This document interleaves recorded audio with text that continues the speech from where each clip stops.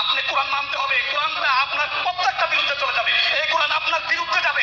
আমি যদি এখন কথা বলি কোরআন আপনার বিরুদ্ধে যাবে। আপনি সঠিকভাবে আপনার বাইরের সম্পদ বন্ধন করেন নাই, আপনি জানেন, আপনি জানেন, আপনি জানেন আপনার নামে আমার কাছে অনেক অভিযোগ আছে। আপনি জানেন আপনি কোরআনের বিরুদ্ধে আছেন, আপনার বাইরের সম্পদ আপনি পরিপূর্ণ বন্ধন করেন নাই। আমি কোরআন থেকে কথা বলবো, বাইরের সম্পদ সম্পর্কে আপনি দুর্নীতিবাজ করেছেন, চাঁদাবাজি করেছেন বাইরের সাথে, এই কোরআন দিয়ে আমি কথা বলবো। আপনি নিয়েছেন কোন আলের মধ্যে স্বৈরাচার কোন ছেলের নাম নিয়েছেন, আমি কোরআন দিয়ে কথা বলবো।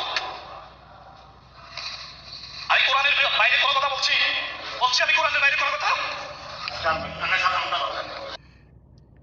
সাব্বাস, এই হুজুরের এই কলিজাটা না, ওনার সারা দেহে পুরাটা একটা কলিজা। এইরকম পবিত্র জুমার দিন খুতবার মধ্যে এইভাবে সব জায়গায় প্রতিবাদ করতে হবে, হক্কানি কথা তুলে ধরতে হবে। বিগত 17 বছরে হক্কানি আলেম ওলামাদের বিরুদ্ধে যা কিছু হয়েছে তার চেয়ে 10 গুণ বেশি হবে, মনে রাখিন এই সামনের দিনগুলোতে। তারা যা শুরু করে দিয়েছে, এই যে রফিকুল্লাহ আফসারি ভাই হুজুরে বলেছে না যে এমন কিছু করিয়েন না যে 2 হাত তুলে মানুষ কাঁদবে আর আপনাদের জন্য বদদোয়া করবে, আল্লাহর আরশ কেঁপে উঠবে, এমন কিছু করিয়েন না। কিন্তু আপনারা তাই শুরু করে দিয়েছেন। আপনারা প্রত্যেক জায়গায় জায়গায় ওয়াজ মাহফিলে বাধা দিচ্ছেন, হুজুরদেরকে জুমার নামাজের খুতবায় ওয়াজ মাহফিলে হক্কানি কথা বলতে আপনারা বাধা দিচ্ছেন। এটা করিয়েন না আল্লাহর ওয়াস্তে।